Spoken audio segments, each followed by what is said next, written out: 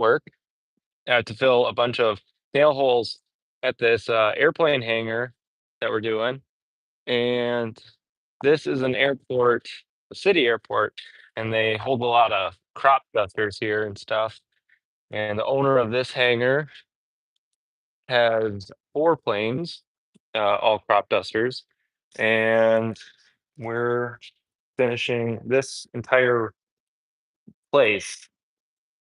There was a big windstorm and it tore off that corner of the roof and peeled it all the way back. And that storm destroyed a couple hangars over there. And the company that built this shed has to or had to redo it all. And then the entire office got flooded from storms after it got ripped off and everything. And the office was more log cabin themed. And now it's a lot more modern, really good looking. Really like it.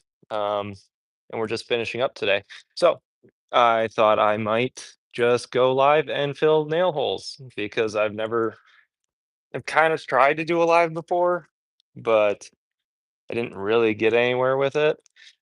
I just kind of was testing it out, and now I'm going to test it out even further.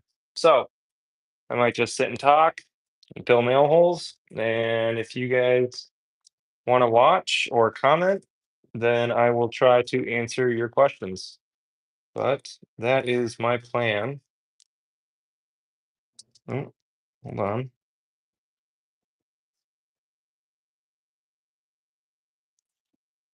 I will go like this. Good. All right. Now, I just need to grab my putty and I will continue filling nail holes.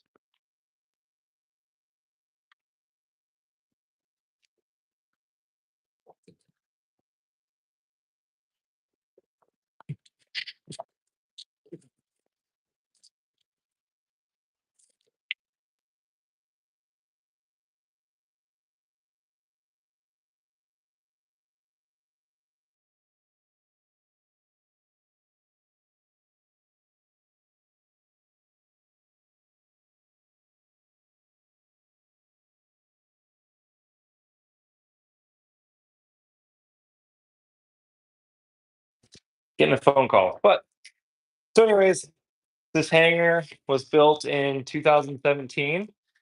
And yeah, so really shouldn't have had the roof torn off, but some of the winds that we've had this year in the Midwest are just so crazy.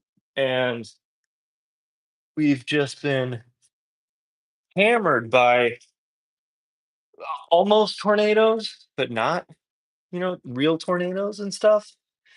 And that's when you get situations like a pole barn that's wood stick framed, has an issue like that. The only part of this building that if a tornado hit it would be untouched is the actual hangar door. It's a big, huge steel framed door that's lifted with hydraulics, which is super cool, but a tornado comes through, that would be the only thing left standing. The rest of it's all wood stick framed. If a tornado comes through, that's all that's left.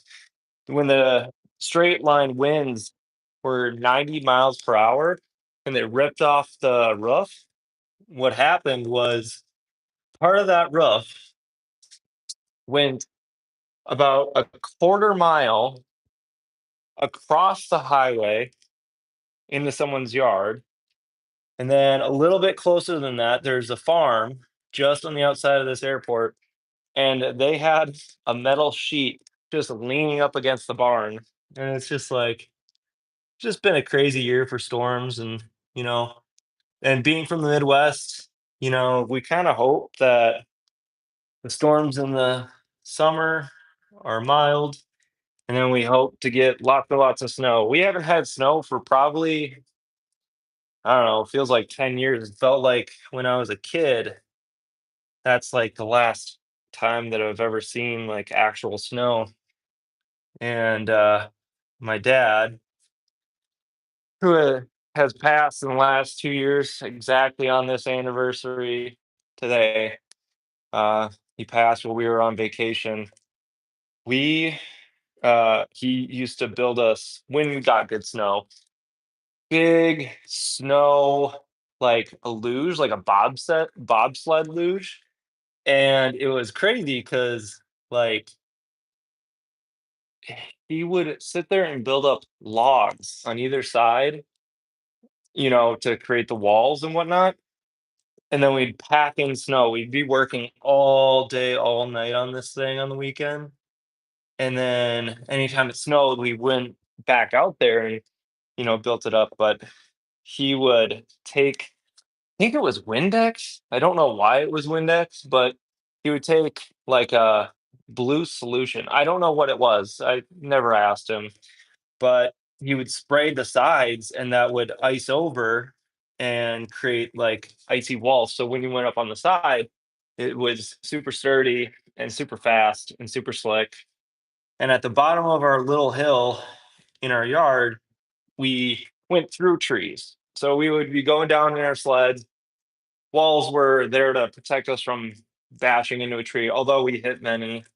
Um, we'd just go down there, and the end of it would be a jump that our dad heavily advised us not to do. And we would jump, and then after the jump was just 10,000 reeds on the edge of a nasty pond where the seaweed would grow right to the top. There was like nothing surviving in it except for tadpoles and bullheads. In case you don't know what a bullhead is, it's like from the catfish family, and it's kind of cute. It's really dark, has some yellow coloring, white belly, and then it has two barbs on it that are like stingers. And we try to catch those things, and it was pretty cool. But we go out onto the pond, but where the reeds were, it wouldn't really freeze over all that well. So you could go through the ice a little bit. You never really went through that much. If you did go through, you'd maybe go through a couple inches. And there we go. And you'd go through a couple inches.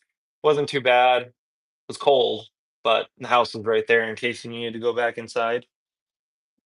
And so yeah, I'm just kind of rambling on that, but our dad used to build us snow luges, and it was really cool. But anyways, back to the storm. Roof got torn off this place. Owner said, we had just started getting going in here and whatnot, and he sells airplanes, crop dusters and stuff. And he's like, "Yeah, that was kind of a surprise, you know, have your brand new building just ripped apart by not even a tornado, just wind." And then it started raining right after that, and he had his, four planes and an old Camaro sitting in here, and that kind of ended up he started getting kind of nervous because he was like trying to he's like, "Come on, put tarps 3 days." Then he saw like a piece of sheet of metal fall down in the center of the hangar, missing where a plane was just hours ago. And he's like, "All right, I gotta get everything out of here." So he moved it all out, and he's very excited to, I think, have his office. This room right now that I'm filling all the nail holes in. This is his office, and yeah, really cool job. I really like this job quite a bit. I'm a pretty big fan of planes. Um, I think that they're pretty neat. Even crop dusters, like crop dusters are actually pretty fascinating nowadays. Although we're still using a design from, I think, the 1960s, the owner said, which is kind of neat. There's just a lot of regulations and red tape to get through, apparently, to get new designs going. But and gonna be the new,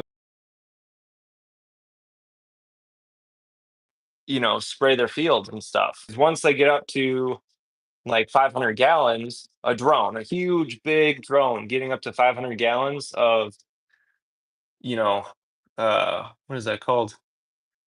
You know, herbicide, pesticide, stuff like that. Once they get up to that, well, they'll be outpacing most crop duster planes, which can only carry about 400 to 800, which is good. But then you're also paying a person instead of a drone operator, and you can operate many of them.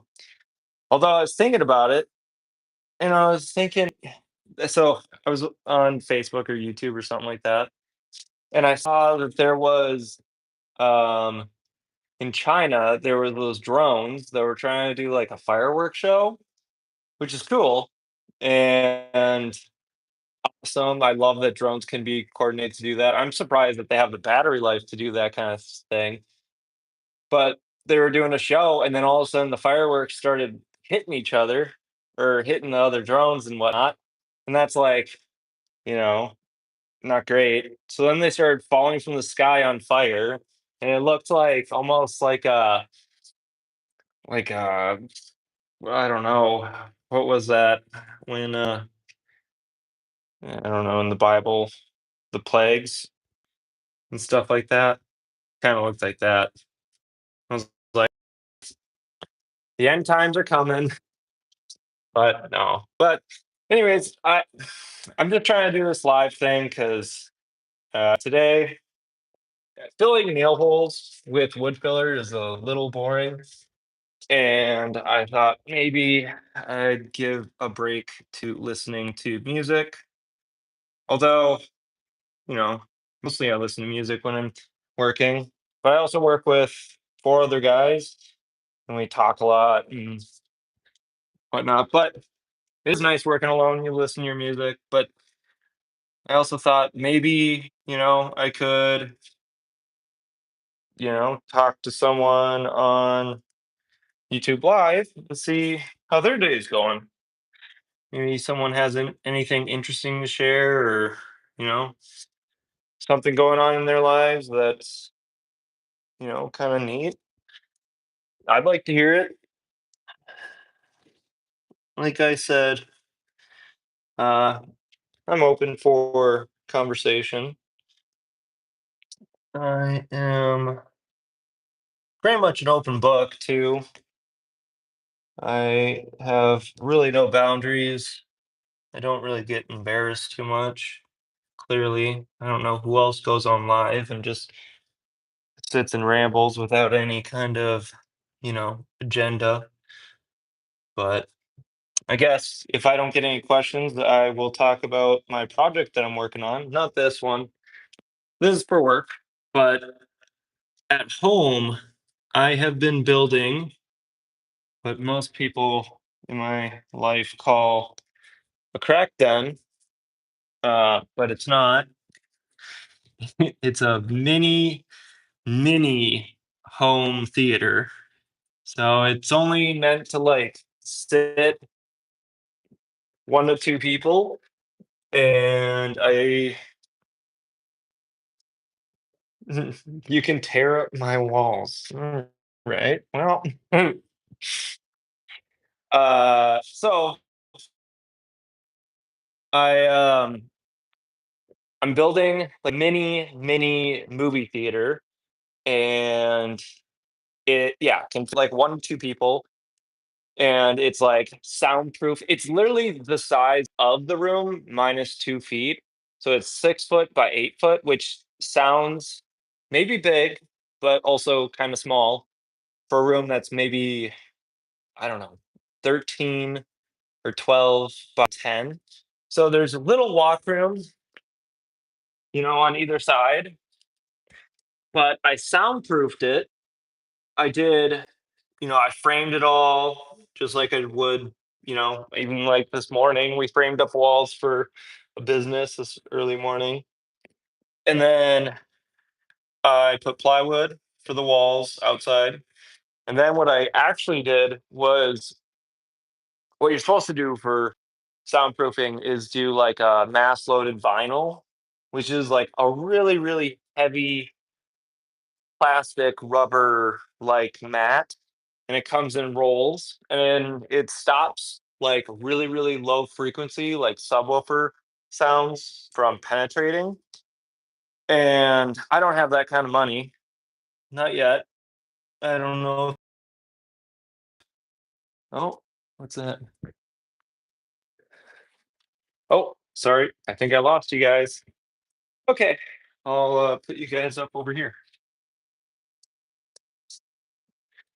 But anyways, I went to Lowe's slash Menards slash whatever, and I purchased welcome mats, and I put them all over the walls. And I sat there and stapled and stapled and stapled them all on the walls so it stopped the sound. And I got done with that. And then I took deck boards, composite ones like plastic. So really, really dense. And they work really, really well for decking. But because they're dense and they don't allow much movement or anything like they don't transmit a lot of movement, I use them as like more sound deadening, which seemed to work pretty well. And then I took spray foam and foamed all around it. And it works pretty well. Then I did my door, and everyone and their mother on any forum or um any kind of like uh platform will tell you, oh, cardboard isn't really good at stopping sound. But if you stack cardboard and put like a caulk in between, like a adhesive or like a rubberized silicone or anything like that, it will act as a better soundproofing um, product. And I thought that that did wonders for my project. And now what I'm doing is I'm taking moving blankets and putting them on top of that. So there's wood panel, and there's framing, and in between each section of framing, 14 and a half, you have deck boards that are super dense, and then you have foam wrapped around those because they're not all touching each other. And then, oh, you have the welcome mats, and then you have the decking, and then you have the foam around all of them. And then I'm going to do moving blankets, and then I'm going to do those soundproofing. They're not actually soundproofing, but they're those rigid like panels that anytime you think about like putting panels on a wall for soundproofing, that's exactly what this is. And I'm putting that after the moving blankets. So hopefully the high frequencies will be stopped and cleaned up by the soundproofing panels, and then the moving blankets, and then the mid-range will be stopped by the deck boards that are super dense, and then the rubber will help take care of like the subwoofer and bass and stuff. So I've been building this for 2 months, and I wanted to film the entire thing, but once again, it is a small room that's meant for 1 to 2 people max, and no one really wants that except for me. And the reason why I'm building it is I would think that if you, I feel like a lot of people these days have small attention spans, and maybe they just can't sit and enjoy like media just by itself. A lot of people I feel like watch TV, but then will also be on their phone. And when I try to enjoy something like a movie or a song, I try to sit down and fully enjoy it, at least, for the first time or something. Or like, I think people who probably listen to like audio records or like, yeah, audio records, like the old records that are this big and they actually have a turntable and they sit down and listen to music. I think that those type of people might appreciate something like this. But I built it for so much more than just music because I like movies, I like video games. And so I built it to kind of fully enjoy those types of media like to their max. So where like sound isn't an issue, um, room configuration isn't an issue. Like I'm gonna set up 7.1 surround sound system. I'm actually gonna have a lot more subwoofers. I'm gonna have a lot of subwoofers, like 4 different subwoofers. Cool thing is if you go to Goodwill, you can get, like, a Bose speaker for, like, 20 bucks, and some especially if you go into affluent neighborhoods or areas, cities and whatnot, they will have some of the best speakers that you can get, and you've never even heard of these brands, and they're thousands of dollars, and they're super, super good, but 20 bucks. And so I have a bunch of subwoofers that I bought for super cheap, and I'm gonna place them all over my room. I used to have 5 subwoofers hooked up to my last system, and it was a bit too much, especially because I didn't have any soundproofing. But I have done soundproofing in this room, and I plan on doing just 2 subwoofers, and one of them I'm gonna, like, have suspended on, like, I don't know if I'm gonna do wire or if I'm gonna do, like, springs, but I want it to not affect or vibrate through the wall and then make that, like, something that actually, um, you know, makes more sound. Soundproofing 3 pane with gas and oh, yes. Actually, I used to sell windows, and 3 pane glass with argon gas inside, it soundproofs so well. Honestly, if I could build a glass cube, if I ever I'm doing this YouTube channel live right now. I don't really know what I'm doing. I'm just kind of testing something out. But if I ever made money from YouTube, I would build an argon gas glass like cube. It would be so cool. I don't know how you do the sound deadening to like actually like slow down like the sounds of like high frequency or anything, but you can't hear anything through a 3 pane glass with argon in the center. It's super cool. Like, if anyone doesn't really know that much about windows, if you look at your window, you will see, like, this little divider where it kinda looks like the glass is either super thick or something, or you can tell that there is, like, a pane in the center. A lot of people don't have 3 pane unless you're probably from, like, Arizona or, I don't know, Florida, Texas, somewhere hot. But up in Minnesota, we do not do 3 pane. We almost never do 3 pane. I've never met anyone except for this family that we're building a 3-story addition for. He's a lawyer.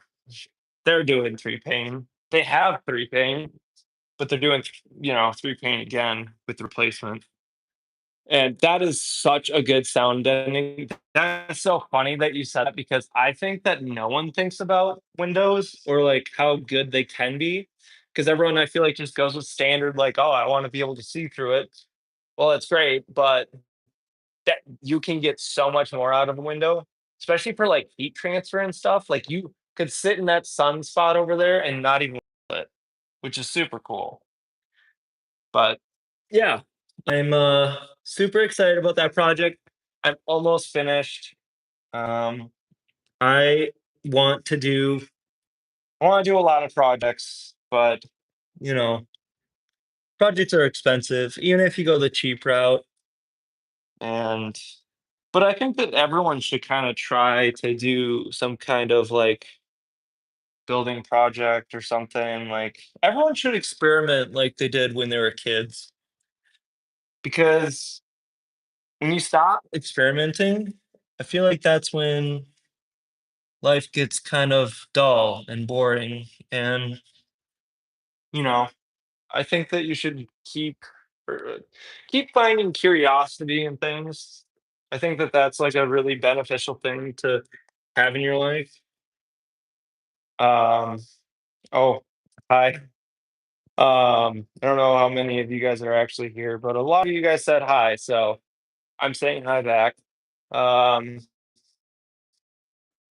anyone who just joined, I'm just filling holes on all this black trim, and then I have to clean it up, and and then I'm going to be installing some drawers in cabinets over here. So I just wanted to test this out, see, what you guys think. If this is more of a rambling thing, I guess, you know what? I could talk about, today a little bit.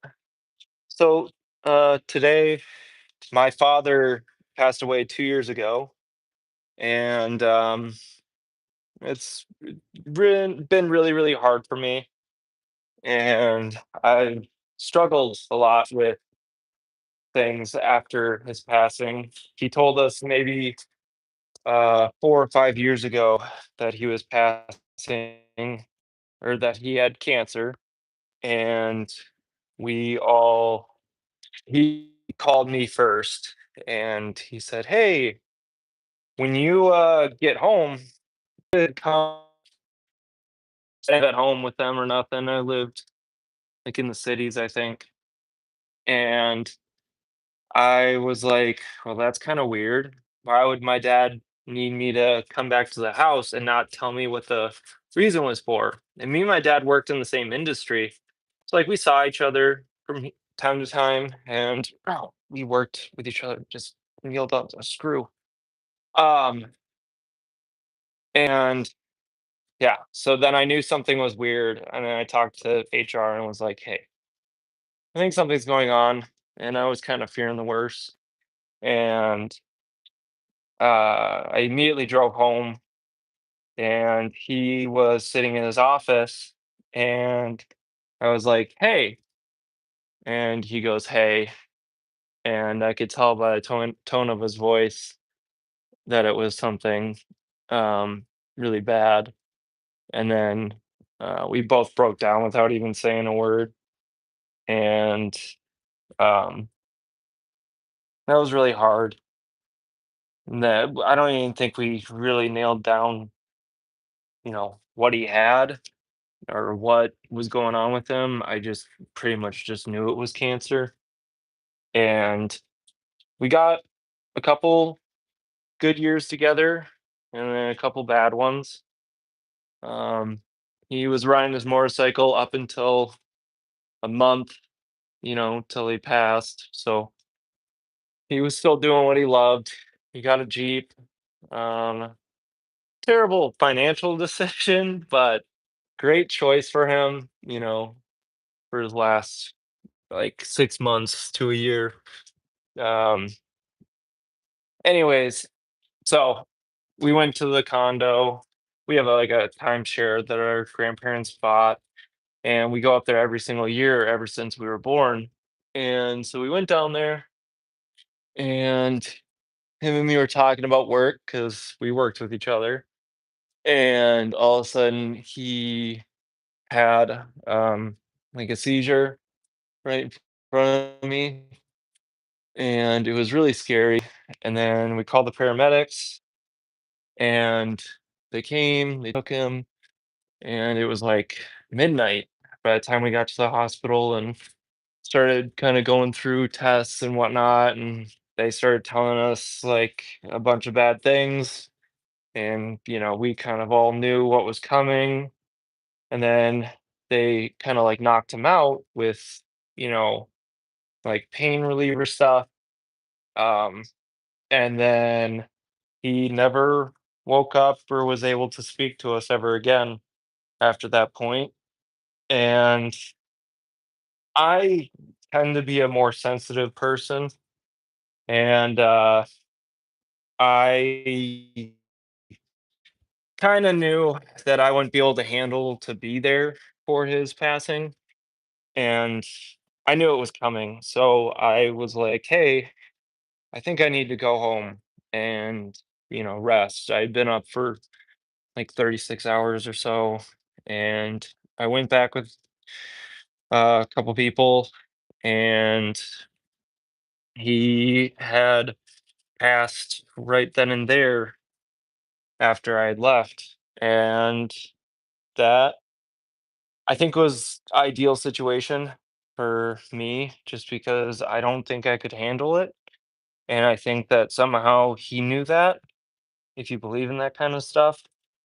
And so I you know, so this is the 2-year anniversary of my dad's passing, and I'm doing a lot better nowadays, and I'm pretty happy that I went through what I went through. I went through a lot of, um, self-abuse and stuff like that, and I I think I had to go through that. I think I had to kinda, I don't know, I think life is gonna have a lot more difficult, situations for you than your parent passing. Unfortunately, I think that that's just, or it can. Maybe a parent passing is the hardest thing to go through.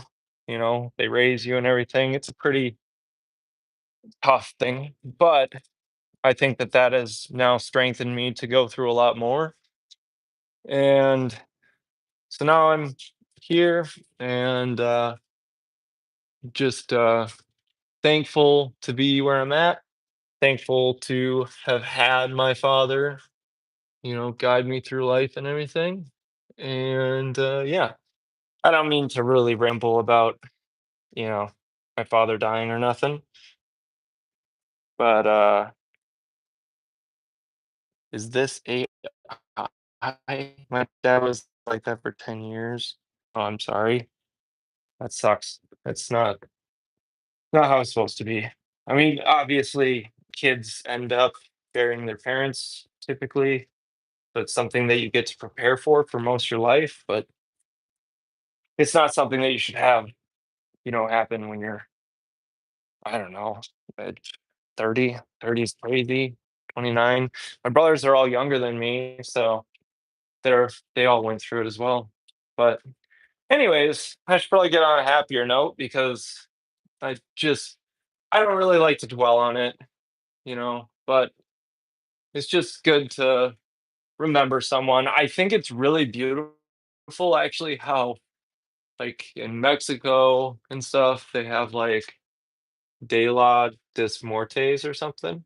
Day of the Dead, I think. I don't know if that's how you say it. I'm not trying to say it, or I'm not going to say it correctly, I don't think, because I don't actually know. But um, they like honor the dead and try to remember them and stuff like that and keep them in thought.